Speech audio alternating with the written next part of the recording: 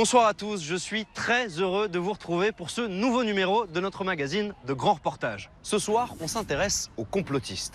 Fake news, intox, les théories conspirationnistes sont aujourd'hui partout. Ce soir, on va essayer de comprendre comment ces théories naissent, se nourrissent et se répandent des États-Unis à l'Afrique du Sud, en passant par l'Europe.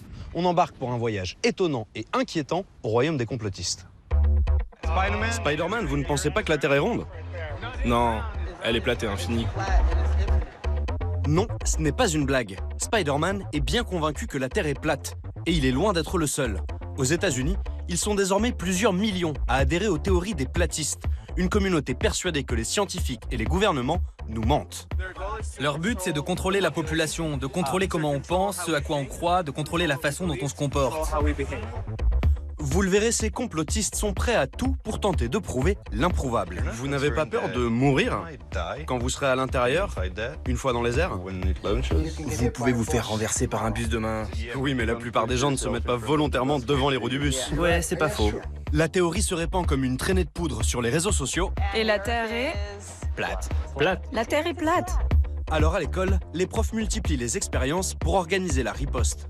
Vous pensez que ce genre d'expérience peut convaincre les gens? Les complotistes trouveront toujours quelque chose à dire, que je fais partie d'une conspiration et que vous aussi. Moins loufoque et plus inquiétant, certains complotistes s'attaquent aux drames les plus terribles, comme la tuerie de Sandy Hook aux États-Unis. En 2012, 20 enfants sont tués dans leur école par un ancien élève. Nous allons devoir nous rassembler et prendre des actions significatives pour empêcher que de telles tragédies se reproduisent. Immédiatement, la rumeur que tout est faux circule sur Internet. Sandy Hook a tous les ressorts d'un coup monté. Harcelés, menacés, les parents des victimes nous ont raconté l'enfer qu'ils ont vécu. Il y a eu beaucoup de messages de haine à mon encontre, des messages de mort, donc je suis inquiet pour ma sécurité. Nous avons pu entrer en contact avec certains de ces complotistes, mais impossible de leur faire entendre raison. Ils avaient mis en place un système de triage des victimes, mais comme il n'y avait aucun cadavre, ce tri ne servait à rien. Quant à celui qui a propagé la rumeur, le très influent conspirationniste Alex Jones, notre rencontre a été explosive. C'est une blague? Mais c'est toi la blague. T'es fini, t'es plein de conneries. Je suis quoi, pardon? Mais tu veux te battre? Tu veux te battre? Nous craignons un génocide. Nous avons reçu des menaces, ils veulent nous faire disparaître. Enfin, cap sur l'Afrique du Sud. Vous découvrirez comment une communauté de blancs qui revendique des dizaines de milliers de membres, les Suitlanders, a sombré dans la paranoïa. On a une attaque. À toutes les stations, on a une attaque sur la gauche, je répète, attaque sur la gauche. Sortez de la route, repliez-vous. L'attaque est simulée, mais pas leur psychose. Ces Afrikaners sont persuadés qu'un génocide des Blancs est imminent. Nous avons reçu des informations des services de renseignements étrangers basés en Europe et aux États-Unis. Et ils nous ont prévenus. Mais qui? La CIA, la DGSE? Je ne vous dirai pas, ça risque de briser la confiance. Pour conforter leur théorie, les Suitlanders manipulent statistiques et faits divers. Dans leur viseur, le gouvernement sud-africain, mais pas seulement. Vous pensez qu'il y a d'autres personnes, d'autres organisations qui tirent les ficelles? Oui, bien sûr. Les sociétés se traitent. Et les banques internationales, ils en font partie. Certainement. On a tout, on est prêt. Notre voyage au royaume des complotistes commence maintenant.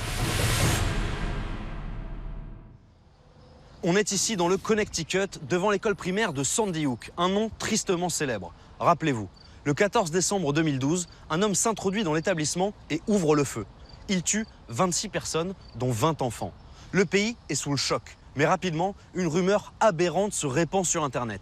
Certains affirment que la fusillade n'aurait jamais eu lieu, que les parents seraient des acteurs engagés par le gouvernement. Les enfants n'auraient jamais existé. Avec Sarah Brack, on a essayé de comprendre comment l'une des pires tueries de l'histoire des États-Unis est devenue la cible des complotistes.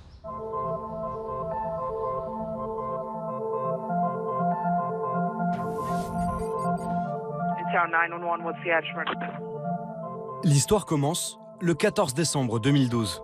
Sandy Hook School, I believe there's I need assistance here immediately. I'm in a classroom with kids. Okay, is the door locked? Yeah, the door is locked. Il est un peu plus de 9h30. La police du Connecticut est submergée d'appels. I hear shooting outside. Please. Une fusillade est en cours à l'école primaire de Sandy Hook, dans la banlieue de Newtown. J'ai speedé pour y aller. Ça m'a pris 40 minutes d'arriver à l'école, ce qui m'était jamais arrivé avant. Roger Sieber est photographe. Ce matin-là, il est contacté par une agence de presse pour se rendre en urgence sur place. Là, c'est Treadwell Park, c'est juste derrière l'école. C'est ici que j'ai compris que quelque chose de grave s'était passé. Il y avait plein de voitures alignées tout le long de la rue. Ça ressemblait à quoi? Ça ressemblait plus à une zone de guerre qu'à autre chose. On aurait dit qu'une bombe avait explosé.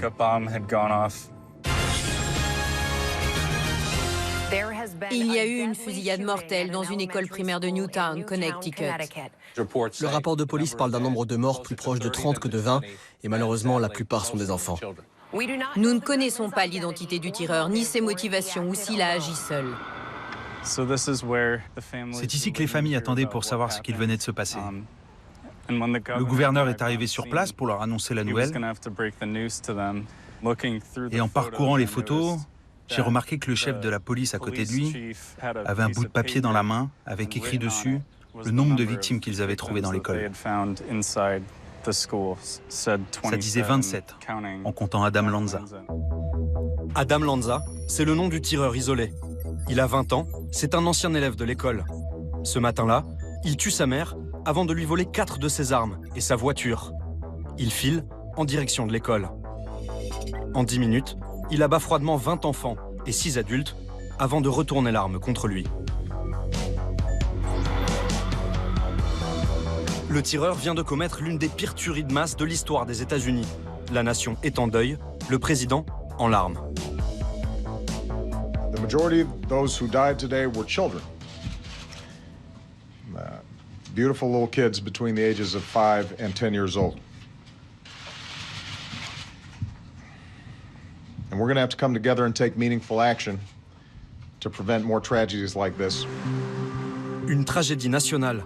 Pourtant, moins de 48 heures après la tuerie, des voix s'élèvent pour affirmer l'impensable et transformer ce fait divers en théorie du complot. Toute cette histoire n'est qu'une mascarade. Et le problème, c'est que tout le monde est complice. Est-ce que vous croyez vraiment et sincèrement que la tuerie de Sandy Hook est vraie? Oui ou non? D'accord. Ensuite, est-ce que vous croyez vraiment que des instituteurs et des enfants sont morts le 14 décembre 2012? Oui ou non? Selon moi, Sandy Hook, c'est un coup monté, oui, un coup monté avec des acteurs.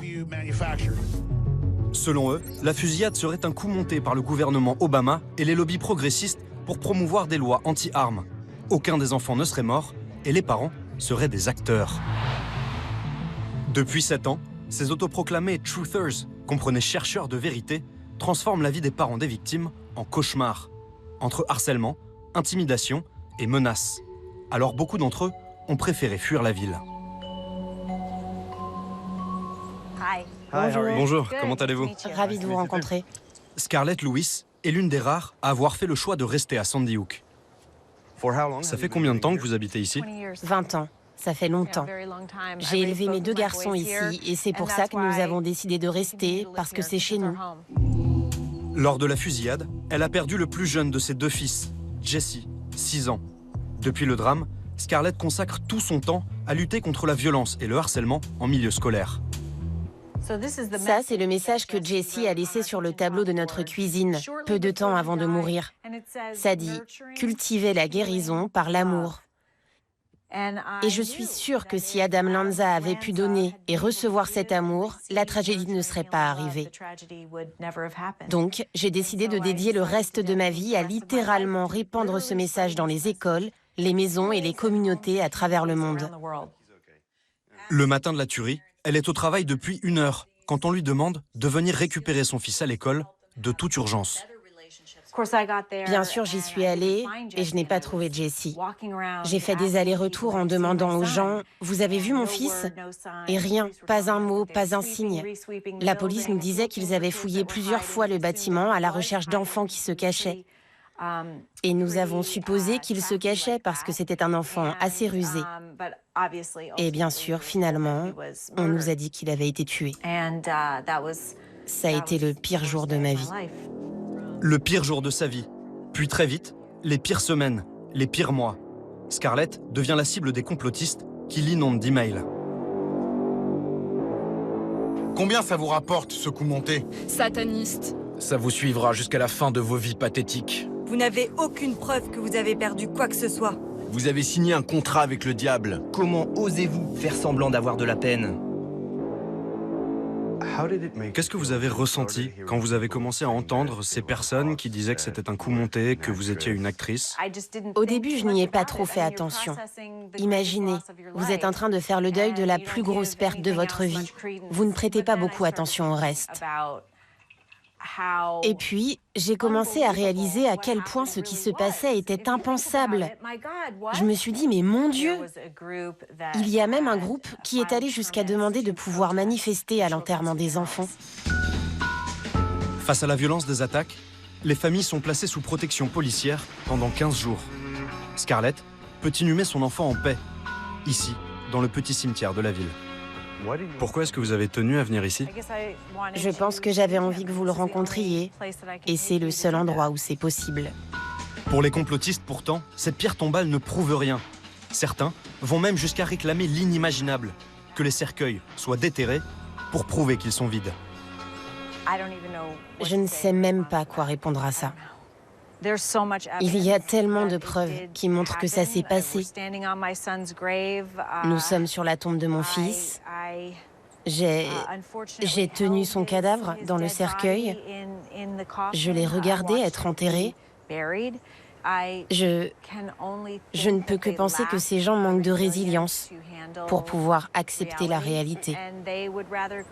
Ils préfèrent se conforter dans une illusion plutôt que d'accepter que ce genre de choses arrive.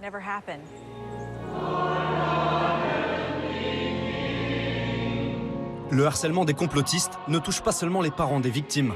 Même le prêtre de la ville est devenu une cible. Dimanche matin, jour de messe, à l'église Sainte-Rose de Lima. Vous savez, nous avons vécu une terrible tragédie qui ne cesse de nous hanter. 7 ans plus tard, le drame résonne toujours dans son prêche. Dans le brouillard de cet événement, des personnes sont venues et ont dit que c'était un coup monté, qu'il ne fallait pas le croire. J'ai moi-même été victime de cette choseuse. Quiconque vit ce moment sait qu'il est impossible d'inventer cela, et aucune personne saine d'esprit ne le voudrait. Monseigneur Weiss officie à Sandy Hook depuis 20 ans. Il a enterré 8 des 20 enfants morts le jour de la fusillade. Mais aux yeux des complotistes, il serait lui aussi un acteur. Toutes sortes de choses ont commencé à apparaître sur YouTube, montrant des remarques contradictoires que j'avais pu faire. Vous savez, je pense qu'ils ne se rendent pas compte à quel point l'émotion était forte. Le soir même du drame, nous avons fait une messe. Et quand des petites filles se sont mises dans la file pour venir récupérer l'hostie, je leur ai souri. Et certains ont dit, mais comment est-ce que cet homme peut sourire dans une telle tragédie? Certains vont encore plus loin. Voici Wolfgang Albig, un ancien consultant en sécurité, à la retraite, l'un des leaders des conspirationnistes. Il n'hésite pas à se rendre sur place pour aller à la confrontation. Monsieur, vous criez? Partez maintenant ou vous serez arrêté. Partez! Comme ce jour-là, devant l'église. Pouvez-vous vous calmer? Je suis ici pour voir Monseigneur Weiss. 6 mois après les obsèques des enfants. C'est quoi votre problème? Partez! Ils se sont garés sur le parking et il est apparu. Je l'ai reconnu parce que nous avions mis une affiche avec sa photo qui disait de ne pas lui ouvrir la porte. Alors j'ai appelé la police et ils l'ont viré du campus. Il disait qu'il allait prendre des photos des enfants pour prouver qu'ils étaient vivants et qu'ils se cachaient ici. Vous êtes un homme de Dieu. Est-ce que vous priez pour le salut de ces gens? Vous savez, Dieu nous dit de prier pour nos persécuteurs. Mais ça ne veut pas dire que je dois tolérer leur action ou leur conduite. Attaquer la crédibilité des gens victimes de ce drame, c'est impardonnable. C'est absolument impardonnable. Pour le prêtre, toutes ces théories du complot sont une nouvelle forme de croyance, proche de la dérive sectaire. Vous avez le leader charismatique et les vulnérables followers, les gens qui sont prêts à donner leur vie pour soutenir leur cause. On a voulu parler à ces adeptes du déni, essayer de comprendre ce qu'il se passe dans leur tête. Le premier que nous avons contacté s'appelle James Fetzer. Vous me voyez là, la vidéo est lancée? Oui. Un ancien professeur d'université. 4 ans après la tuerie, il publie Nobody Died in Sandy Hook. Personne n'est mort à Sandy Hook. 450 pages de contre-vérité où il déroule des preuves, selon lui, irréfutables. Il y avait des parents avec des enfants dans les bras. Mais quelle mère ou quel père amène son enfant sur les lieux d'un massacre? Ils avaient mis en place un système de triage des victimes, mais comme il n'y avait aucun cadavre, ce tri ne servait à rien. Ce ramassis d'arguments délirants, il n'y avait aucune ambulance. Il nous l'a rabâché pendant 40 minutes. Et nous étions le 14 décembre, donc on s'attendait à ce qu'il y ait des décorations de Noël ou de Hanouka un peu partout. Mais il n'y avait rien. C'était digne d'un décor de cinéma. En creusant un peu, on s'est vite rendu compte que pour Fetzer, le complot ne s'arrête pas à Sandy Hook. Est-ce que vous remettez en cause aussi d'autres fusillades qui ont eu lieu aux États-Unis? Écoutez, à l'évidence, il y a bien eu des fusillades, mais c'est surprenant de voir combien sont en réalité des coups montés, des mises en scène. Je vais vous donner quelques exemples. Orlando, c'était en fait un bâtiment vide. Écoutez, j'étais à Orlando pour couvrir les suites de la fusillade. J'ai interviewé certains des survivants. Aucun de leurs témoignages ne m'a paru inventé. Eh bien, écoutez, je vais vous dire, ils ont bien eu parce que moi, je peux vous garantir que personne n'est mort à Orlando. La fusillade d'Orlando, en 2016. 49 morts dans une boîte de nuit LGBT. Mais impossible de ramener Fetzer à la raison. Nous ne trouvons chez lui aucune trace de compassion, aucune forme de bon sens. Est-ce que vous avez ne serait-ce qu'envisagé que vous pourriez avoir tort? Votre question est idiote, bien sûr que j'ai raison. Et ma mission, c'est de me battre pour faire éclater la vérité sur ce qui s'est vraiment passé à Sandy Hook. La vérité triomphera. Des James Fetzer, il en existe des centaines sur le net. Mais si l'affaire Sandy Hook a pris tant d'ampleur sur les réseaux, c'est à cause d'un homme en particulier. Hillary Clinton n'est qu'un démon diabolique. Voici Alex Jones, le pape du complotisme. Ils encouragent l'homosexualité avec des produits chimiques pour qu'il n'ait pas d'enfants. Ils ont étouffé ce qui s'est passé le 11 septembre et les procès ont été stoppés. Je ne dis pas que Michelle Obama est un trave. Je dis juste que nous avons des photos où l'on voit bien qu'elle a un slip bien rempli. Voilà le genre d'aberration qu'il débite chaque jour pendant des heures sur Infowars. Son propre média en ligne, créé il y a 20 ans. Avec ce site, sa chaîne YouTube et ses comptes sur les réseaux, il s'est créé un véritable empire, suivi par des centaines de milliers de fans. Et en 2015, consécration. Je suis tellement excité. Il est avec nous depuis la Trump Tower. Merci Alex, très heureux d'être avec vous. Alex Jones reçoit Donald Trump dans son show. 11 mois plus tard, Trump est élu président des États-Unis. Et les vidéos Infowars atteignent jusqu'à 83 millions de vues sur YouTube, 5 fois plus qu'un an avant. Jones est devenu l'un des influenceurs les plus dangereux du 21e siècle. Et voici ce qu'il a déclaré sur le drame de Sandy Hook. Sandy Hook a tous les ressorts d'un coup monté. Ça m'a pris plus d'1 an pour me dire que Sandy Hook était en fait une mise en scène. Tout est faux. La version officielle de Sandy Hook a plus de trous qu'un gruyère.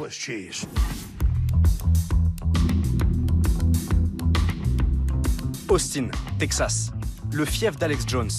Il accorde très peu d'interviews aux médias dits traditionnels, mais après avoir beaucoup insisté, il a accepté de nous parler.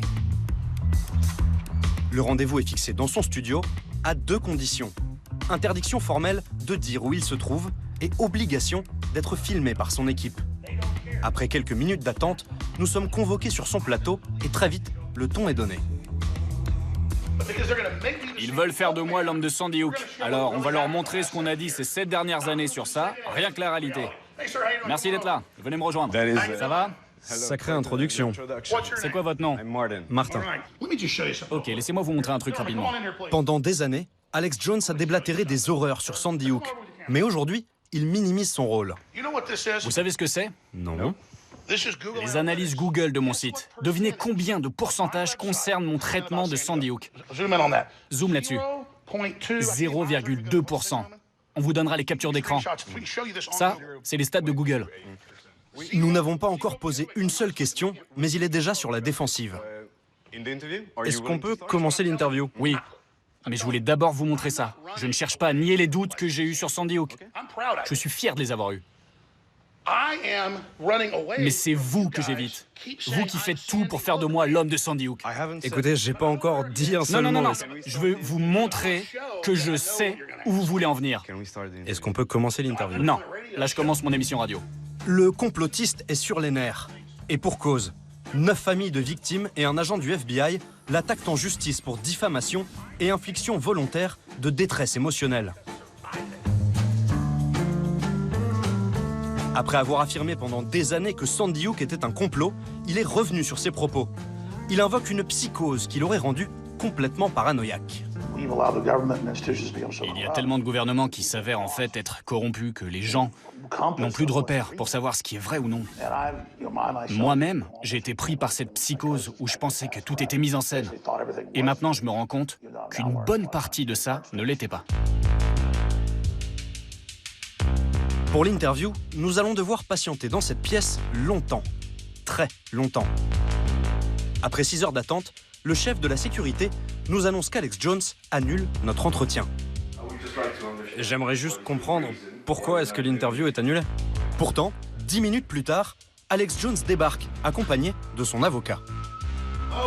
Ok. Je suis ravi d'être sur la télé française de l'État islamique. Califat de France. Content d'être là. Hail Allah. Ravi de savoir que vous êtes contrôlé par les islamiques.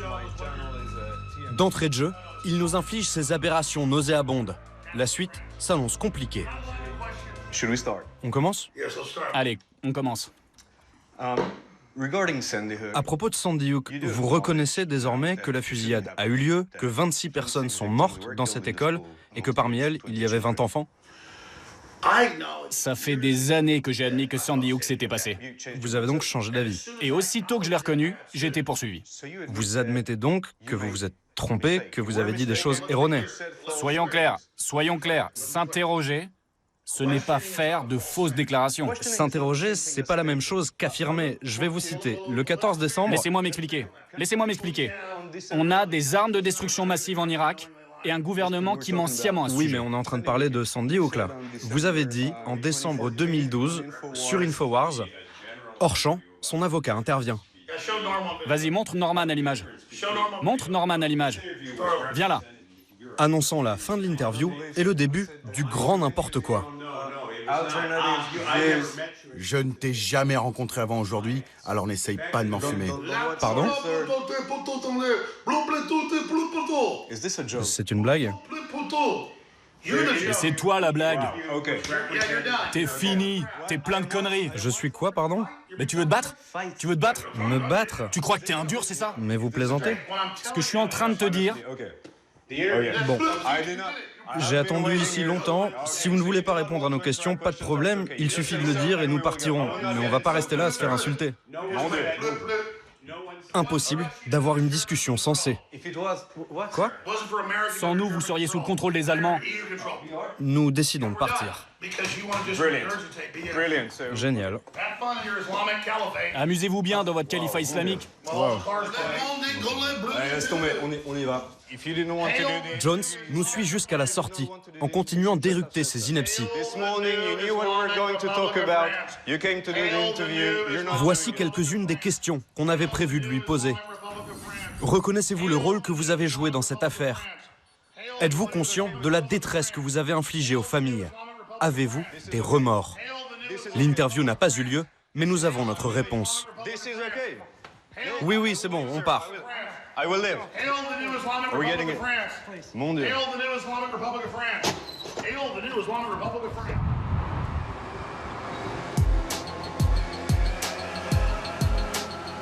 Insultes, provocations, mauvaise foi, les armes de ces gourous d'un genre nouveau. Estomaqué par cette scène surréaliste, on est allé voir un journaliste qui connaît bien Alex Jones. Jonathan Tillove travaille à l'Austin American Statesman, le canard de la ville.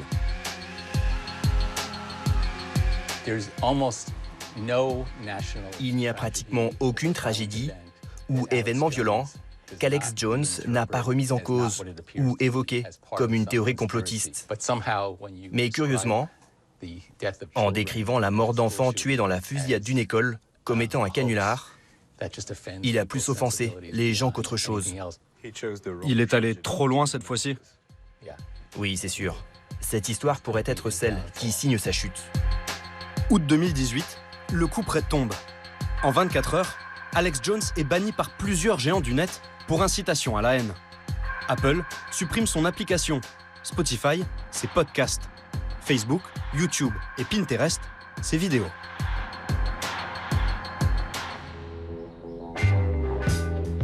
Une décision forte, mais prise 7 ans après la fusillade. 7 ans pendant lesquels ces contenus diffamatoires ont continué à se répandre sur le net. Aujourd'hui, on trouve encore des milliers de vidéos et d'articles complotistes sur Sandy Hook. Si Sandy Hook n'était pas un canular, comment est-ce que vous expliquez cette vidéo de Robbie Parker? Robbie Parker, le père d'une des victimes, en est l'une des principales cibles. Merci de prendre le temps de répondre à nos questions. Bien sûr, je vous en prie. Il est le premier à s'exprimer devant les caméras, juste après le drame.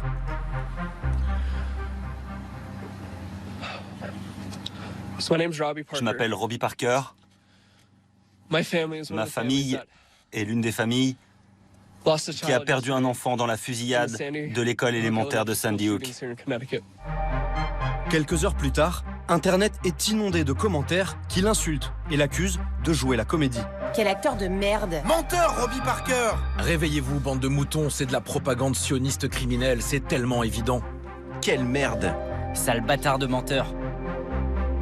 Un harcèlement continu qui l'a poussé à déménager à l'autre bout du pays. Les théoriciens du complot et autres complotistes ont trouvé le moyen de s'infiltrer dans le moindre recoin de notre existence. Quand nous vivions à Newtown, en particulier la première année après la fusillade, leur présence était très forte. Donc déménager ici était un moyen de nous soulager. Mais 5000 km de distance n'ont pas suffi à faire taire ses détracteurs. Pour lui, ce sont les réseaux sociaux qui sont au cœur du problème. Si vous croyez en ces théories du complot et que vous vous connectez avec d'autres personnes qui y croient aussi, ça renforce votre conviction. La façon dont les gens s'informent aujourd'hui est un problème. Absolument. Et ça devient de plus en plus dur de savoir ce qu'est une source fiable. De nos jours, si vous cliquez sur une vidéo qui a 2 millions de vues, vous considérez ça comme une source crédible. Et c'est pour cela que plusieurs familles ont décidé d'attaquer Alex Jones. Il y a quelques mois, Robbie Parker a témoigné devant le Sénat américain pour mettre les plateformes Internet face à leurs responsabilités. Dans les 48 heures qui ont suivi le meurtre de ma fille, les complotistes ont commencé à répandre des mensonges et à menacer ma famille. Nous avons contacté des plateformes telles que YouTube et Facebook pour leur demander de l'aide et leur demander de retirer ces contenus diffamatoires.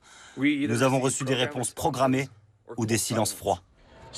Depuis, certaines de ces plateformes ont retiré des vidéos, ont supprimé des comptes de complotistes. Oui, mais ils ne l'ont fait qu'à partir du moment où cela était au cœur de l'actualité. Quand les procès ont été lancés contre Alex Jones, c'est devenu de notoriété publique que Facebook et YouTube l'autorisaient à utiliser leur plateforme et donc cela pouvait ternir leur marque. D'ailleurs, il y avait des cadres de chez Facebook et YouTube à cette audience au Sénat. Et les deux sont personnellement venus s'excuser pour le manque de soutien. Donc, ils ont même reconnu qu'ils avaient échoué sur ce plan.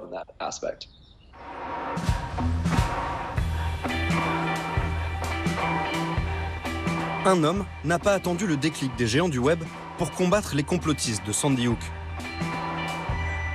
Direction la Floride, pour rencontrer le père d'une autre victime. Depuis 5 ans, pour les complotistes, il est l'homme à abattre. Alors il nous a demandé de témoigner à visage caché.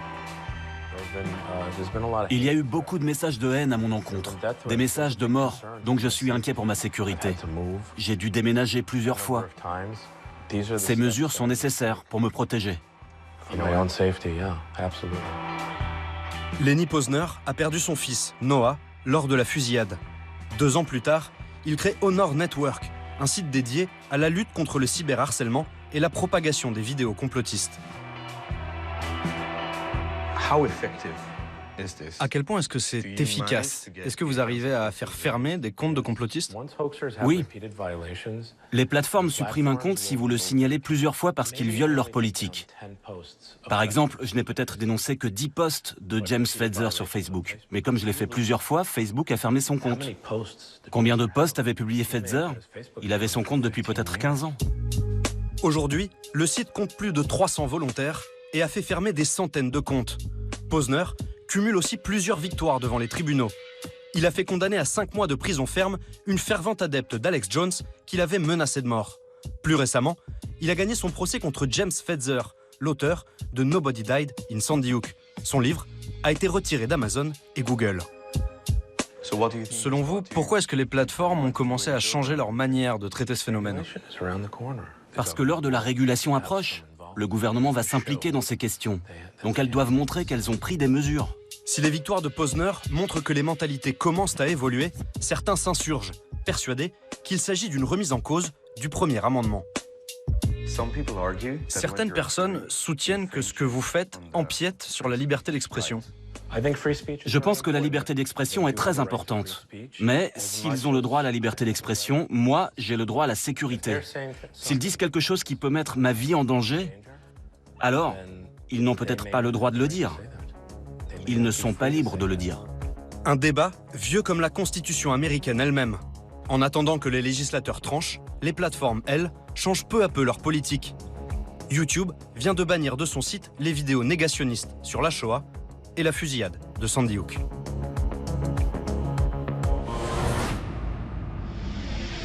Restez avec nous, on se retrouve dans 2 minutes. On partira à la rencontre des platistes. Eux, leur théorie, c'est que la Terre est plate. Pourquoi est-ce que c'est plus crédible pour vous? Utilisez vos yeux, tout semble plat. C'est plat. Vous préférez croire vos yeux plutôt que la science? Ah oui. Oui. Une communauté qui compte désormais des millions de membres et multiplie les expériences improbables pour tenter de prouver l'improuvable. On va refléter la lumière du soleil jusque là-bas. S'il y a une courbure entre les deux côtés, ils ne pourront pas voir la lumière. Ouais, on bouge le miroir là, je sais pas si tu nous vois. Je l'ai vu. Putain, je l'ai vu. Je crois que je l'ai vu. Merde, ok, peut-être que c'était un camion, les mecs. Nous irons aussi en Afrique du Sud, avec les Suitlanders, une communauté blanche survivaliste. Nous craignons un génocide. Nous avons reçu des menaces, ils veulent nous faire disparaître. Persuadés qu'un génocide des Blancs est imminent, ces complotistes organisent des exercices d'évacuation grandeur nature. On a une attaque. À toutes les stations, on a une attaque sur la gauche, je répète, attaque sur la gauche. Sortez de la route, repliez-vous. Pourquoi faut-il se préparer comme ça? Quand ces choses-là se produiront, vous agirez sans réfléchir, parce que justement, vous vous y êtes préparé.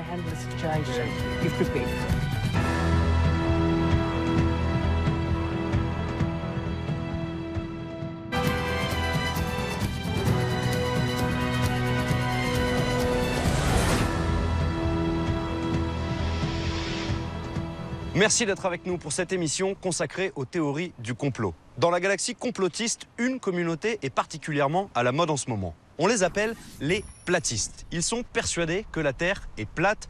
Tout ce qu'on nous a appris depuis l'école serait une contre-vérité, un mensonge, voire le complot ultime. Ça vous paraît peut-être dingue, mais en France, 18% des 18-24 ans jugent cette théorie plausible. Ici, aux États-Unis, les platistes seraient déjà plus de 12 millions. Avec Félix Ségère, on est allé à la rencontre de ces complotistes persuadés que quelque chose ne tourne pas rond. Sur Hollywood Boulevard, entre les étoiles d'acteurs oubliés, 2 faux scientifiques installent leur stand. Ils ont un scoop à faire partager, la Terre est plate. Plat ou rond? C'est une sphère. Donc Mars, c'est plat. La Lune est plate. C'est juste que ça montre juste que... Ok, merci pour votre temps. Spider-Man, vous ne pensez pas que la Terre est ronde? Non, elle est plate et infinie. Il y a 1000 ans, la Terre était plate. Et 500 ans plus tard, on nous dit qu'elle est ronde. Pourquoi? Malgré le costume, Spider-Man est sérieux. Et sur le Walk of Fame, il est loin d'être le seul. Ça paraît évidemment dingue, mais un tiers des Américains entre 18 et 25 ans doutent aujourd'hui de la forme de la Terre. On croit que c'est une sphère pour une seule raison, parce qu'on nous l'a appris à la maternelle et on continue de nous indoctriner avec cette croyance. Il n'y a pas de preuve pour dire qu'on vit sur une sphère. Toutes les preuves montrent que la Terre est plate et immobile. Un petit point s'impose. Selon les platistes, nous vivons dans un planétarium géant. Au centre, le pôle Nord. Et autour, les continents aplatis. L'Antarctique, un immense mur de glace qui entoure la Terre. La Lune et le Soleil, de simples sphères de lumière. Imaginez en gros une sorte de boule à neige, bref, un dôme au-dessus de nos têtes. Au début, évidemment, ça fait sourire. Beaucoup moins quand on réfléchit à ce que cette théorie implique. Pourquoi est-ce qu'autant de gens, de gouvernements, essayent de nous faire croire que la Terre est ronde si elle ne l'est pas? Quel est leur but? Leur but, c'est de contrôler la population, de contrôler comment on pense, ce à quoi on croit, de contrôler la façon dont on se comporte. Qui tire les ficelles alors, si je peux me permettre? Vous pouvez chercher du côté des gens comme les Rockefeller, les Rothschild, tous les banquiers véreux et les gens comme ça. Sous leurs airs de géotrouve-tout débonnaires et loufoques, les platistes sont des complotistes pure souche. Les gouvernements mondiaux se sont concertés pour nous mentir, le tout sous la houlette des sociétés secrètes et de la finance internationale. Tout de suite, leurs expériences évangélisatrices prennent une autre saveur. 71% de la Terre est couverte d'eau et l'eau est plate et horizontale. 71% de la Terre est donc plate et horizontale. C'est du bon sens. C'est ce qui arrive quand on met de l'eau sur une balle. Elle tombe. Et quand ça tourne, ça s'envole. Nos yeux sont ouverts, ces gens lisent des livres, mais ils ne regardent jamais le monde dans lequel ils vivent. Personne ne le fait. Qui le fait? Depuis combien de temps est-ce que vous croyez que la Terre est plate? On a tous commencé en même temps, il y a 3 ou 4 ans. Tout le monde.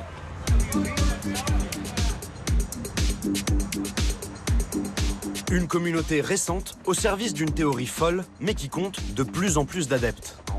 Et la Terre est plate. Plate. La Terre est plate. L'élément déclencheur date de 2016. B.O.B., une star du rap américain, explique très sérieusement à ses 2 millions d'abonnés sur Twitter que la Terre est plate. Sérieusement, ces tweets sont incroyables. Quand on regarde l'horizon, c'est toujours plat. Une fois que vous êtes platiste, vous ne pouvez pas changer d'avis. Où est la courbe? Les late shows américains ont beau se moquer, certains sportifs s'y mettent aussi, comme la star du basket, Kyrie Irving. Je crois ce que je crois. Si je pense que le monde est plat, ou si je pense qu'il est rond, je crois ce que je crois. La théorie platiste a désormais des porte-paroles influents et respectés. Elle fait même son entrée dans la culture populaire en chanson.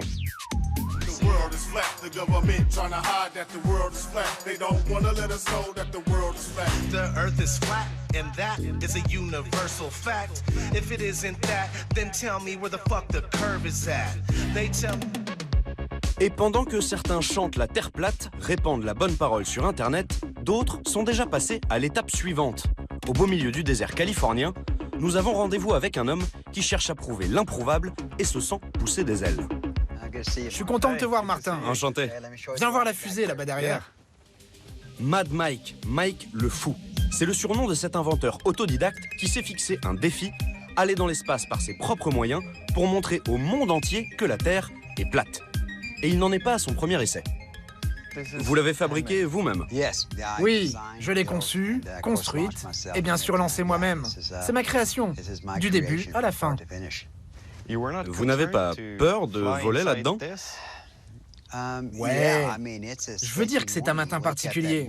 Vous vous levez, vous allez sur le site de lancement et vous savez que vous allez vous attacher à une bombe, littéralement. Quand vous montez à l'échelle pour entrer à l'intérieur de ce machin, vous vous dites, mec, c'est pas un super plan de carrière. La première tentative de Mad Mike, c'était en 2014. Il atteint 400 mètres d'altitude avant la chute et la blessure à l'atterrissage. Pas grave. En 2018, il recommence avec une nouvelle fusée. Coût 20 000 $, dont une partie financée par la communauté platiste.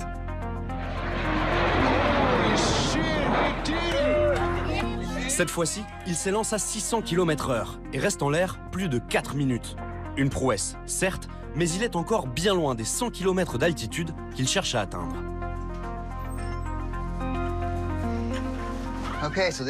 C'est ici que j'habite, depuis presque 8 ans maintenant. C'est une sorte de musée. C'est l'avant de ma première fusée que j'ai lancée en 2014. C'est ce qui m'a sauvé la vie. Ça a encaissé le choc. J'ai quand même été blessé. À 63 ans, l'ancien pilote automobile et cascadeur est très fier de son parcours, à tel point qu'il a déjà écrit ses mémoires. Ça s'appelle Le conte de tous les contes. Plus de 100 pages où il raconte comment sa vie a basculé quand il a compris que quelque chose ne tournait pas rond.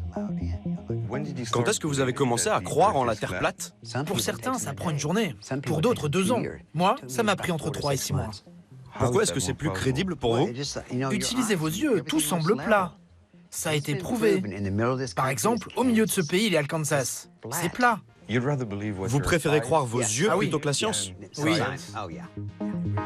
Dans la tête de Mike, dans la tête des platistes, les scientifiques, le gouvernement, le monde entier nous ment depuis toujours. Pour vous, la Terre plate, c'est le mensonge ultime, la conspiration ultime?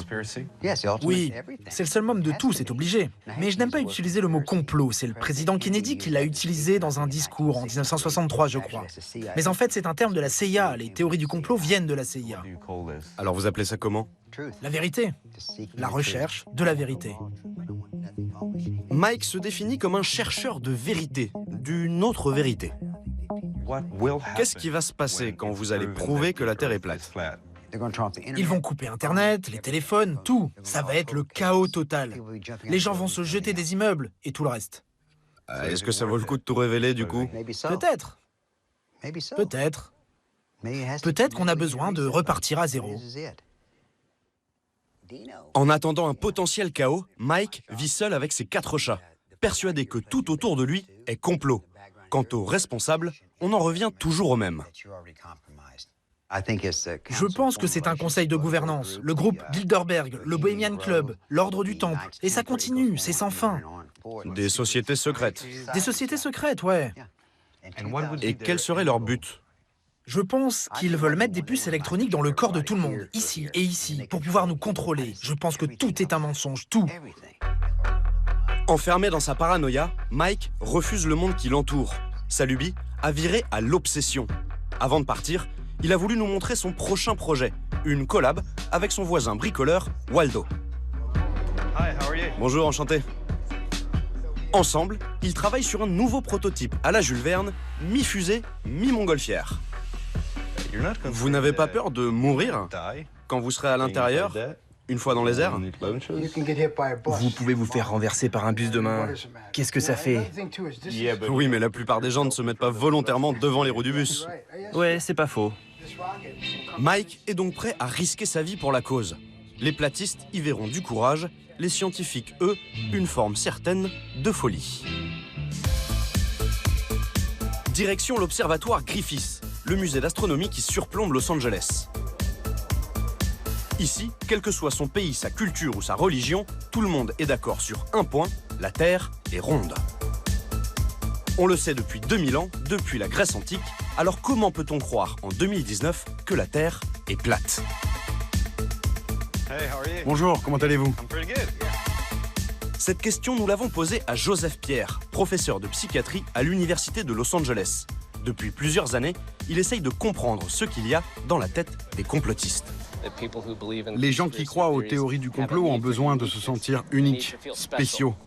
Donc, au lieu d'être quelqu'un qui reste sur son ordinateur dans la maison de sa mère, d'un coup, vous devenez une célébrité, une sorte d'expert mondial sur le sujet. Vous, moi et le reste des gens qui ne croient pas aux théories du complot, nous sommes des moutons, nous suivons la masse, nous n'avons pas d'esprit critique et nous ne sommes pas au courant du vrai secret de ce qu'il se passe. Qu'est-ce que YouTube, Internet, les réseaux sociaux ont changé pour les théories du complot? C'est très difficile pour les gens de faire la différence entre les bonnes et les mauvaises informations. Si vous demandez aux gens qui ont des croyances inhabituelles quelles sont leurs preuves, ils vous répondent « je les ai trouvées sur Google ». Mais maintenant, vous pouvez aller sur Internet et trouver quelqu'un de l'autre côté de la planète qui partage les mêmes idées que vous. Grande nouvelle, la Terre est plate. Nous vivons sur une Terre plate. C'est plat. La Terre est putain de plate. Une théorie qui, via Internet et les réseaux sociaux, s'est propagée dans le monde entier. À tel point qu'aujourd'hui, presque un Français sur 10 juge l'hypothèse plausible. jamais vu que la Terre était ronde. À partir de l'avion, j'ai jamais vu ça. Donc, pourquoi pas la Terre plate? La Terre est plate et non pas ronde, selon les croyances les plus répandues. Le véritable enjeu face à l'ampleur du phénomène tient en une question. Comment raisonner avec des gens qui ont perdu la raison? Par définition, ils rejettent l'autorité scientifique ou institutionnelle. Donc vous ne pouvez pas aller jusqu'à argumenter sur les faits. En psychologie, on appelle ça l'effet retour de flamme. Si vous avancez des contre-arguments, ça va renforcer leurs croyances. Si vous essayez seulement de les comprendre, alors la meilleure chose à faire est de les écouter et d'essayer d'explorer ce qu'ils pensent. Un conseil que nous avons suivi. Cap sur Vegas pour une convention 100% platiste. Mesdames et messieurs, bienvenue à la convention Terre plate, sortons de la matrice, à Las Vegas, Nevada. L'animateur vedette, c'est Mike. Il anime les débats pendant 2 jours. Waouh! C'est parti! En guise d'introduction, on nous rappelle les points fondamentaux de la théorie platiste. Fait numéro 1, le modèle héliocentrique est un dessin animé. Fait numéro 2, pas de courbe, pas de boule. Fait numéro 3, la Terre ne bouge pas. Fait numéro 4, l'espace n'existe pas. Malgré notre bonne volonté, on a vite perdu le fil. Ici, tout le monde est d'accord pour dire que la Terre est plate, mais question explication, chacun sa théorie. Parfois religieuse. Il y a plus de 270 versets dans la Bible qui prouvent que la Terre est plate. Parfois satanique. L'angle de la Terre, son inclinaison, c'est 66,6. Quelle est la vitesse de la Terre quand elle tourne autour du Soleil? 66 000 miles par heure. Ils nous ont vraiment imprégnés avec Lucifer. Après 48 heures de débat, certains platistes ne sont même plus tellement certains de la forme de la Terre. Le modèle de la Terre concave, alors on vit dans un système fermé. Là, c'est la sphère céleste, c'est une boule qui tourne. Ça s'appelle le globe Mova. On était venu pour écouter, voir, apprendre, mais on a fini par ne plus rien comprendre. Si ce n'est que certains ont trouvé un bon filon. J'ai vendu des maquettes au Danemark, à Amsterdam, en France, au Royaume-Uni, au Qatar, en Australie et même quelques-unes au Canada. J'espère voir ces maquettes dans des écoles ou des musées scientifiques un jour, qu'ils aient un but éducatif. En attendant, dans les écoles, on continue d'enseigner que la Terre est ronde. Et face à l'offensive platiste, les profs de sciences redoublent d'efforts. Dans ce lycée du nord de LA, les élèves préparent leur projet de fin d'année. Grâce à un ballon gonflé d'hélium, ils vont envoyer cette boîte bourrée de caméras dans le ciel. Le but, confirmer que la Terre est bien ronde, n'en déplaise aux platistes. Comment est-ce que vous expliquez qu'autant de monde, autant de jeunes se font entraîner vers ces théories? Internet, les vidéos complotistes, YouTube, les trucs comme ça. C'est comme si on repartait en arrière. Ça ne fait aucun sens par rapport à la physique, par rapport à la gravité, au fonctionnement des planètes. En envoyant un ballon là-haut, on peut prouver que la Terre est ronde? Oui, on peut voir la courbe. Et puis un truc plat ne sera jamais incurvé, donc bon. À la tête de l'atelier, Christine Hurst. On a besoin de 2 caméras à l'extérieur, une en bas et une ici. C'est la prof d'astronomie du bahut, et c'est elle qui pilote le projet depuis 5 ans. Est-ce que vous avez des élèves qui viennent vous voir et qui doutent que la Terre soit ronde? Oui, il arrive que certains de leurs parents ou de leurs amis le croient aussi. Les enfants sont influencés par leur environnement à la maison, par leurs interactions sociales. Donc si on peut leur transmettre des faits irréfutables qu'ils ont participé à réunir, ils peuvent devenir des passeurs de vérité pour la partager avec leurs amis, leur entourage pour le reste de leur vie. Le ballon est presque prêt, mais avant le décollage, on avait une petite requête. On a apporté ce petit gars, est-ce qu'on peut l'envoyer dans l'espace? Je pense que ce serait génial de l'envoyer dans l'espace. C'est vous avec ce petit micro? Oui, et j'ai pas l'air super rassuré. Il n'a pas l'air très heureux d'aller dans l'espace. Cette année, le ballon va être lancé depuis l'école primaire voisine, pour sensibiliser les jeunes à l'astronomie. L'occasion de voir si eux aussi ont entendu parler des platistes. Vous connaissez des platistes, vous? Oui, toi? Qui? Mon meilleur ami, Lucas. Ton meilleur ami Lucas y croit? Mon oncle. Ton oncle? Oui. Qu'est-ce que ton oncle t'a raconté? Il m'a juste dit que la Terre est plate. Il m'a dit que personne n'avait prouvé qu'elle était ronde, que j'en savais rien parce que je n'étais pas allé dans l'espace moi-même. Il a dit que les images étaient fabriquées et tout. Vraiment? Et qu'est-ce que tu lui as répondu? Qu'il y avait des images satellites, que des gens sont allés dans l'espace et qu'ils l'ont vu. Comme quoi la vérité sort souvent de la bouche des enfants. 11 h, le décompte est lancé.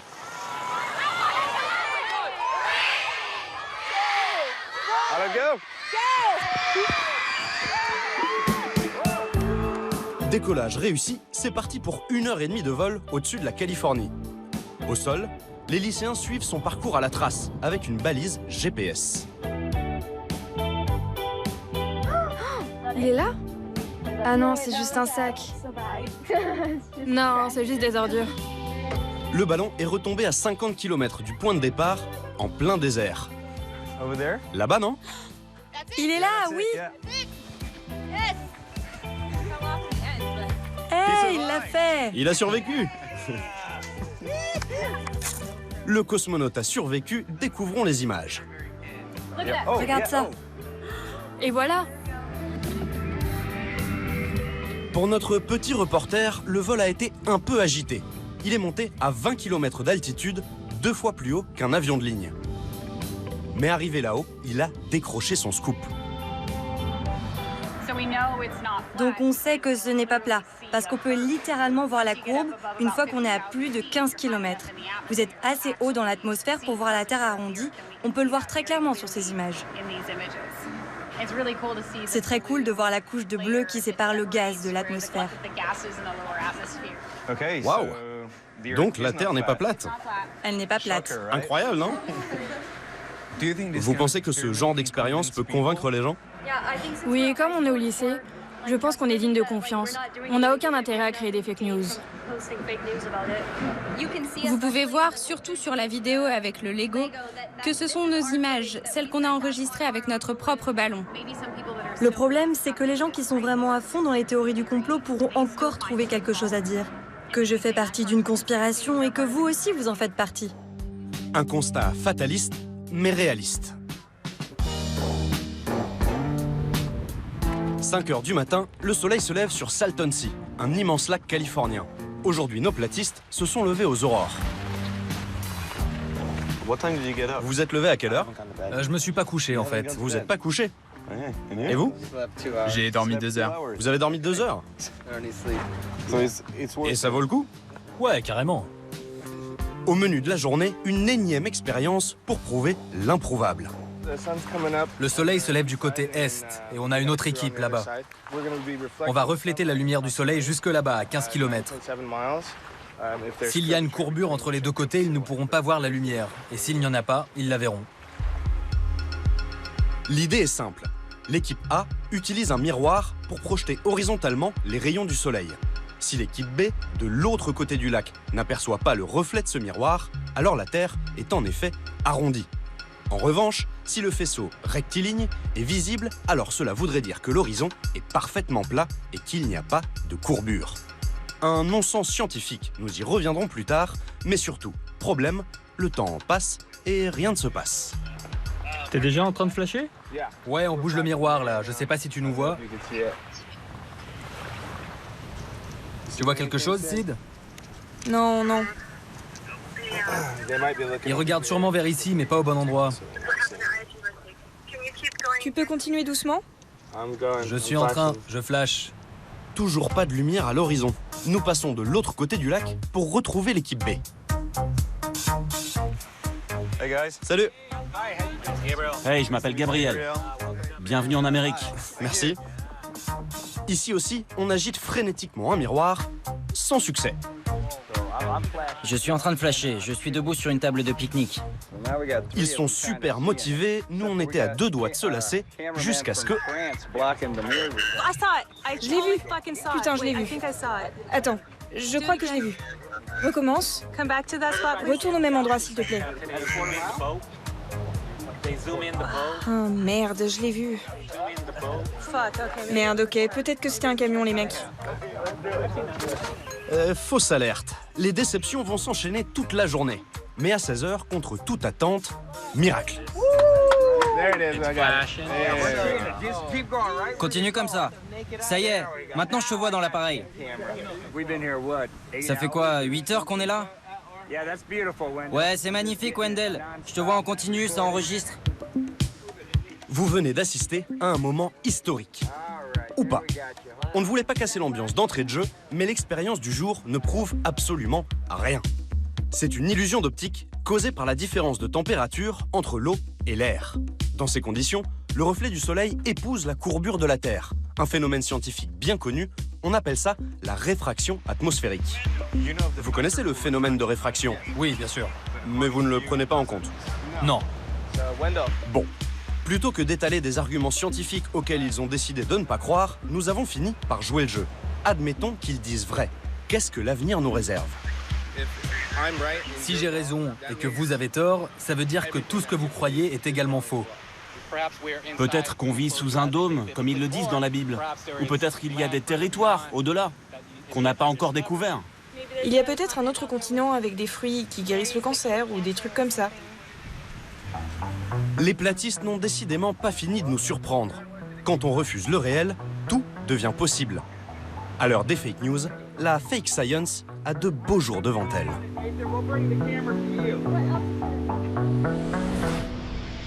Ne bougez surtout pas, notre voyage au royaume des complotistes continue.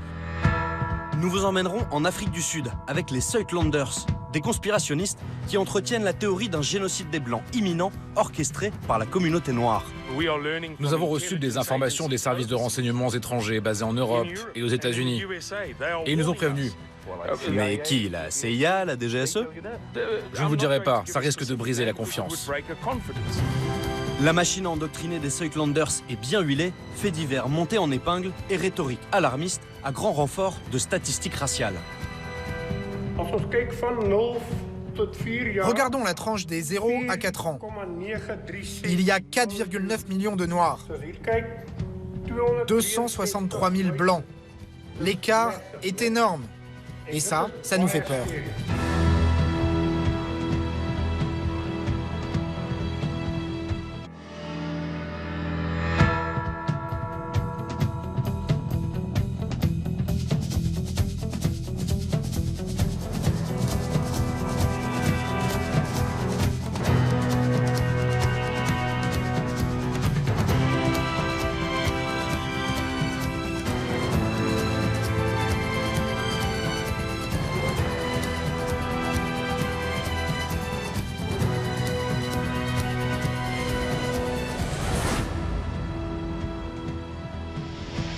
Merci d'être avec nous pour cette émission consacrée aux théories du complot. En Afrique du Sud, un groupe de complotistes qui revendique des dizaines de milliers de membres fait beaucoup parler de lui. Les Uitlanders, c'est leur nom, sont persuadés qu'un génocide des Blancs est imminent.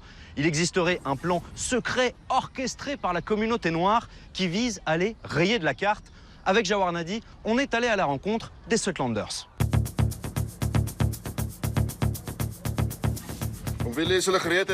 Willy, vous êtes prêts? C'est quoi la situation? Tout le monde est arrivé. On est au point de rassemblement principal. À vous. On part de chez moi dans 5 minutes. À tout de suite, terminé. En plein cœur de l'Afrique du Sud, Eric Bornman, 55 ans, se prépare au pire. Dans son sac à dos, un kit de survie pour environnement hostile. Qu'est-ce que c'est que tout ça? C'est de la survie. Avec cet outil, je peux creuser un trou très pratique quand on doit aller aux toilettes. Et puis c'est aussi une hache. Donc je peux aussi couper du bois avec. Je vois que vous avez une boussole également? Oui, c'est une boussole digitale avec les coordonnées GPS. Toujours l'avoir sur soi, surtout quand le système s'effondrera. Et puis voici sans doute le plus important, un purificateur d'eau. Donc ça, c'est mon sac de survie. Eric Bornman est un survivaliste d'un genre particulier. Il ne se prépare ni à une catastrophe naturelle, ni à une guerre nucléaire. De quoi est-ce que vous avez peur? Nous craignons un génocide. Nous avons reçu des menaces, ils veulent nous faire disparaître. Nous sommes à l'aube d'une guerre civile. Selon lui, la population noire, avec l'appui du gouvernement, préparerait un génocide des Blancs. Il n'y a plus d'État dans le pays. Le système politique est en train de s'effondrer. Des émeutes ont éclaté dans les villes, il y a des grèves, des bus en flammes, et maintenant, les troubles se rapprochent de nous. Alors on craint des attaques contre notre communauté, donc c'est plus prudent de se réfugier dans un endroit sûr. Ce scénario catastrophe, il n'est pas le seul à y croire. Ce jour-là, une dizaine de familles participent à un exercice d'évacuation grandeur nature. Bonjour tout le monde. Est-ce qu'on peut tous venir par ici, s'il vous plaît, pour le brief? Tous sont Afrikaners, les descendants des premiers colons hollandais arrivés dans le pays au XVIIe siècle. 1, 2, 3, 4, 5, 6, 7, 8, 9, 10, c'est 11 là-bas. Salut toi. Ok, c'est parti. Contrairement à l'immense majorité des Afrikaners qui s'est aujourd'hui intégrée dans la nation arc-en-ciel, Eric Bornman et les siens veulent vivre entre eux, défendre leur langue, leur terre, leur religion. Notre Père, nous vous demandons de tous nous bénir. Amen. Bienvenue chez les Suidlanders, les gens du Sud en Afrikaans. Un groupe fondé en 2006 et qui revendique entre 100 000 et 200 000 membres dans le pays. Ils se présentent comme une simple ONG qui cherche à défendre la minorité blanche. Leur porte-parole, c'est lui, Simon Roche, 48 ans. Bonjour. Bonjour. Qui sont les Suidlanders? Vous êtes des Afrikaners, des Blancs? C'est une organisation d'Afrikaners créée par des Afrikaners pour des Afrikaners. Nous avons reçu des informations des services de renseignements étrangers basés en Europe et aux États-Unis. Et ils nous ont prévenus. Hey les gars, vous savez que des forces révolutionnaires sont en train de s'armer en vue d'une guerre civile. Mais qui vous dit ça? Des services de renseignement.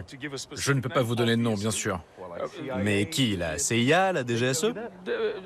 Je ne vous dirai pas, ça risque de briser la confiance. Un complot fantasmé, des sources secrètes, la crainte d'un génocide. Le leader des Suidlanders joue sur la peur et ça marche. On va se diviser en 3 groupes, A, B, C, Alpha, Bravo, Charlie. Donc nous partons à 13 voitures, n'oubliez pas, sécurité d'abord. Nous allons assister à une sorte de jeu de rôle scénarisé, mais où chacun se prend vraiment au sérieux.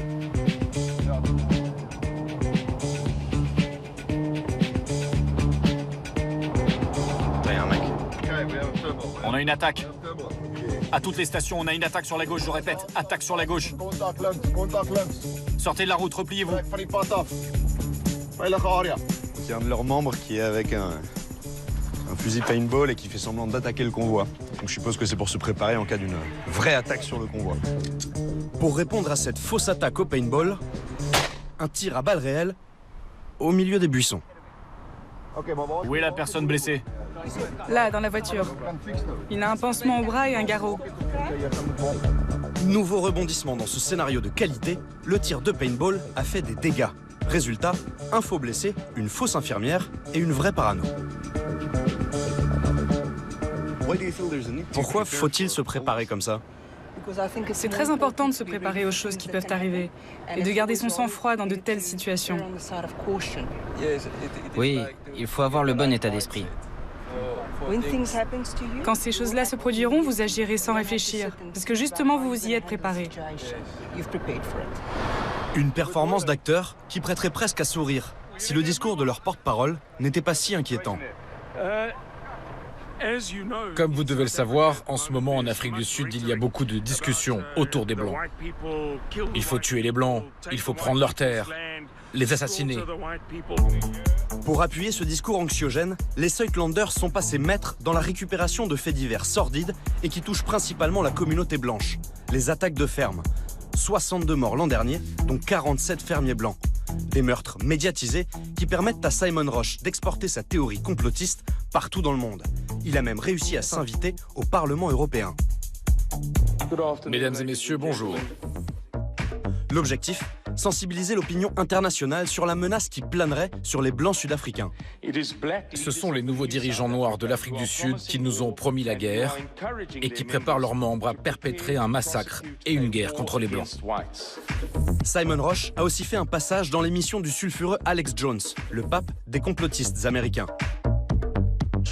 Dites-nous jusqu'où ça peut aller. Nous sommes convaincus, au vu de la trajectoire de notre État, que tout cela va finir dans le mur. Le représentant des Suitlanders profitera même de son passage aux États-Unis pour rencontrer un ancien dirigeant du Ku Klux Klan, David Duke, avant d'aller à Charlottesville, sourire aux lèvres, défiler aux côtés des suprémacistes blancs. Des accointances qui laissent peu de doute sur l'idéologie politique de leur mouvement, mais interdiction formelle d'en parler avec les adhérents. C'est important pour vous d'être prêt? Oui, toujours, mais allez parler à Simon. Parlez à Simon, c'est lui qui s'occupe des médias. Je ne suis pas habilité à parler. Je ne peux pas m'exprimer au nom des autres dans les médias. Merci. Une stratégie de communication digne d'un régime autoritaire. Mais leur porte-parole nous l'assure en aparté, c'est juste pour éviter toute confusion. Je ne veux pas que vous leur demandiez les raisons, les causes ou leurs motivations. Parce qu'après, ça devient politique. Et il suffit d'un mot de travers pour qu'on se retrouve crucifié devant la face du monde. Simon Roche n'aime pas que les journalistes lui parlent politique. Il préfère insister sur les préparatifs. Équipement radio, nourriture, infirmerie de fortune. On veut nous montrer que tout a été prévu, ou presque. Jusqu'au niveau 3, on gère. Si c'est juste la chair qui est touchée, aucun problème. Et si quelqu'un est touché au ventre? Là, on fera ce qu'on peut. Selon les prédictions des Suitlanders, le jour J, 800 000 blancs sud-africains suivront leur exemple. Une gigantesque transhumance sur fond d'apocalypse. Avant de reconstruire une société à eux, dans un coin du pays tenu secret, il leur faudra survivre dans la nature pendant plusieurs mois. On a des plaques de gaz, on a un frigo, j'ai ma propre électricité, de la nourriture, des tables, des tentes. Globalement, on a tout. Pendant que le reste du groupe se prépare à camper pour la nuit, nous revenons avec Simon Roche sur le cœur de sa théorie. Derrière cette menace d'un prétendu génocide à venir, il y aurait l'ANC, le parti au pouvoir depuis la fin de l'apartheid. Vous pensez que l'ANC a un plan secret qui mènerait à un génocide? Oui. Des observateurs scientifiques disent clairement qu'il y a un plan secret qui vise très spécifiquement à mettre en œuvre une sorte de révolution qui aura pour victime les Blancs. L'idée d'une certaine bienfaisance et de vertu associée au Congrès national africain a été imposée au monde entier. C'est du bourrage de crâne. Ils ne peuvent pas imaginer que peut-être l'ANC n'est pas parfaite. Peut-être que l'ANC a toujours été un loup déguisé en agneau. Vous pensez qu'il y a d'autres personnes, d'autres organisations qui tirent les ficelles? Oui, bien sûr. Qui? Les mondialistes, des gens dont la vie entière et tous les objectifs tournent autour de plans secrets, de sociétés secrètes. Les francs-maçons? Oui, ils en font partie. Et les banques internationales? Certainement. Le b.a.-ba du discours complotiste dans toute sa splendeur. Un discours qui prend de plus en plus d'ampleur depuis 1994. La fin de l'apartheid, de la ségrégation raciale, devait mettre un terme aux inégalités. 25 ans plus tard, il n'en est rien. L'Afrique du Sud reste plus que jamais divisée. La nation arc-en-ciel est même le pays le plus inégalitaire au monde. Les chiffres parlent d'eux-mêmes. Le taux de chômage est de 6% chez les Blancs, 30% chez les Noirs. La minorité blanche, qui ne représente que 8% de la population, possède 72% des terres cultivables. If their own media, white-owned media is going to allow them, we're not going to allow it.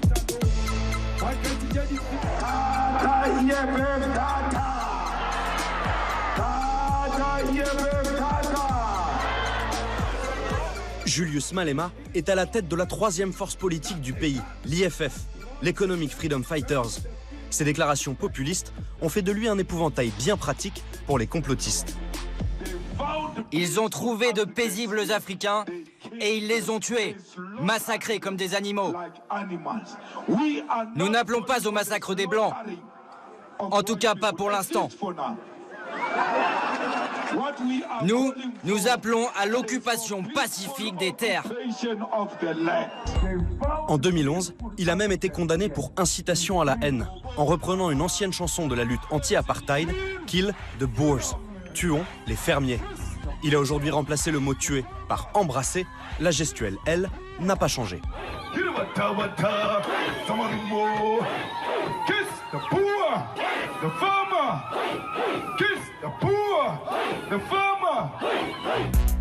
Mais pour les Zuidlanders, le véritable ennemi, c'est le parti au pouvoir, l'ANC. Dans leur ligne de mire, l'un des projets de réforme du gouvernement, l'expropriation des fermiers blancs sans compensation. De quoi nourrir la théorie des complotistes. Hello, sir. Bonjour. Good. Comment allez-vous? Je vais bien. Nice to meet you. Paul Mabé est le porte-parole de l'ANC. La terre, c'est un sujet sensible. Depuis la révolte de Bambata, lorsque notre peuple a été privé de ses terres, ça n'a pas été fait de manière correcte. Nous essayons de résoudre ce problème. Nous essayons de régler les problèmes du colonialisme. Nous essayons de redonner à notre peuple sa fierté. Et le seul moyen de le faire, c'est de lui rendre ses terres. Quant à la thèse des Zuidlanders d'un génocide des Blancs orchestré par le gouvernement, il n'y a pas de génocide dans ce pays. Un meurtre dans ce pays, c'est un crime. Qu'il soit commis sur des Noirs ou sur des Blancs, c'est un crime. Et notre loi en Afrique du Sud nous permet de juger n'importe quel crime, quel qu'il soit, quel que soit l'endroit où il a été commis. Ce que nous affirmons, c'est que l'Afrique du Sud appartient à tous ceux qui y vivent, noirs et blancs. Un message de paix qui, vous allez le voir, ne rassure pas du tout les fermiers blancs. Bonjour, vous savez où se trouve Nampo Hall? C'est au bout de l'allée. Bienvenue au Nampo Harvest Day, la plus grosse foire agricole du pays. Chaque année, 80 000 visiteurs s'y bousculent. Ici, évidemment, des vaches, des moutons, mais la star du salon, ce sont les stands liés à la sécurité des fermes. C'est de la technologie militaire américaine. On l'utilise depuis 12 ans aux États-Unis. Détecteurs de mouvements high-tech, vidéosurveillance, portes et fenêtres blindées. Et si tout ça ne suffit pas, il reste l'autodéfense. Regardez, si on vous tire dessus avec des balles de 9 et de 45 mm, ça ne traverse pas. Et ça, qu'est-ce que c'est? C'est un pistolet au poivre. Au lieu d'utiliser un vrai pistolet, il est préférable de tirer avec ça. Quand les cartouches atteignent leur cible, le poivre se répand partout. Vous ne pouvez pas respirer, vos yeux pleurent, vous devez sortir. Pour vous, ces attaques, c'est bon pour le business parce que les fermiers ont peur? C'est triste, mais oui. Ça nous ramène de nouveaux clients. Plus la situation se dégrade et plus les affaires marchent. L'an dernier, 564 exploitations ont été attaquées. Rappelons le bilan, 62 morts, dont 47 fermiers blancs. Preuve pour les Zuidlanders qu'un complot anti-blanc serait bien à l'œuvre. Ils oublient évidemment de préciser que les attaques de fermes ont baissé de 47% depuis 2001. Pas question non plus pour eux de souligner que si les attaques touchent en majorité des Blancs, c'est parce qu'ils détiennent presque 3/4 des terres cultivables du pays. La manipulation fonctionne parfaitement. L'inquiétude des fermiers s'est progressivement transformée en paranoïa. Je peux vous montrer des SMS qu'on s'envoie. On a un groupe de sécurité pour fermiers. Quand il y a un problème, on s'appelle. Voici les statistiques qu'on s'échange. La plupart du temps, qu'est-ce qui est volé? Des armes? Pas grand-chose. Là, un ordinateur, là, une voiture, et là, rien. Rien, rien, rien. La tendance actuelle, lorsqu'il y a une attaque, ils ne volent rien, ils vous tuent et vous laissent pour mort, c'est tout. Et personne ne sait pourquoi. Un climat de tension idéal pour faire germer les théories conspirationnistes. Qui les entraîne? Qui leur fournit des armes? Qui les envoie pour attaquer les fermes? Vous ne pensez pas que c'est juste criminel? L'action est criminelle, mais derrière, tout est planifié. Un génocide planifié. Comme beaucoup de fermiers blancs, Bernadette Hall a elle aussi longtemps cru en cette théorie. Hi, Benedict. Bonjour Martin. En 2012, son exploitation agricole a été la cible d'une attaque. Au petit matin, 5 hommes armés font irruption dans sa laiterie. Son mari David est abattu devant ses yeux. Ils se sont battus dans le champ et puis j'ai vu David à genoux. Et là, ils lui ont tiré dessus. Ils l'ont exécuté. Les assaillants n'en restent pas là. Ils entraînent Bernadette chez elle. Ils vous ont emmené ici et vous ont demandé quoi? Ils voulaient le coffre et les armes. J'ai ouvert le coffre et après, ils m'ont poussé. Dans le coffre, j'avais des boucles d'oreilles qui avaient une valeur sentimentale, mon passeport. Rien de très important. Autour d'ici, combien de fermes ont été attaquées? Dans un périmètre de 10 km, disons qu'entre 7 et 10 fermes ont été attaquées. Il y a eu 3 assassinats atroces, 4 avec celui de mon mari. Il y a eu un viol terrible et les 3 autres attaques ont été commises avec d'affreuses tortures. Son mari assassiné, ses voisins victimes d'attaques particulièrement violentes, Bernadette a été traumatisée. Elle l'avoue volontiers, pendant des années, elle a adhéré aux thèses complotistes des Suitlanders avant de se raviser. Tu sais que le hug, c'est pas dans mes habitudes. Je sais, mais je vais t'en faire un quand même. Depuis 4 ans, Bernadette a un nouveau voisin. Firenze Leketa est noir, fermier. Il y a 2 semaines, lui aussi a été attaqué. Ici, il y avait des verres qui appartenaient à ma mère. Et là, une télévision. Ils ont tout pris. J'ai tout nettoyé, c'était le bordel. Ils cassent tout et disparaissent ensuite. Au total, les voleurs sont repartis avec 2000 € de butin. Quelques mois plus tôt, ce sont des moutons qu'on lui avait dérobés. Vous êtes un fermier noir, vous avez vous aussi été victime d'attaques. Beaucoup de gens disent que ces attaques sont motivées racialement. Qu'en pensez-vous? C'est vrai qu'on entend plus souvent parler des attaques perpétrées contre les fermiers blancs plutôt que contre les fermiers noirs. Mais par exemple, Alex, notre voisin, s'il n'a pas été agressé physiquement, on a défoncé son mur pour lui voler des moutons. C'est un fermier noir? Oui, ils lui ont volé un mouton. Patrick, juste à côté, on lui a volé 30 chèvres. Lui aussi est un fermier noir? Oui. Donc être noir ne vous protège pas? Pas du tout. Si devant vous, je vous dis je suis noir, personne ne va m'attaquer. Demain, Bernadette recevra un coup de fil du genre « Firi est mort hier, il a été tué chez lui ». Donc ça ne vous protège vraiment pas. Vous en pensez quoi, vous, Bernadette? Je suis d'accord. Être fermier fait de vous une cible facile. La différence, c'est qu'il y a plus de fermiers blancs, donc on en entend plus parler, des attaques ou du vol de bétail qu'ils subissent. Mais lorsque vous fréquentez des fermiers noirs, vous vous apercevez qu'ils sont également touchés par les mêmes crimes. Les blancs ne sont pas les seuls concernés. Comme Bernadette et Firenze, de plus en plus de voix s'élèvent contre l'instrumentalisation politique des crimes contre les fermiers. Les chiffres, les faits, tout démontre que la théorie complotiste défendue par les Suitlanders ne tient pas. Mais ce n'est pas ça qui va les décourager.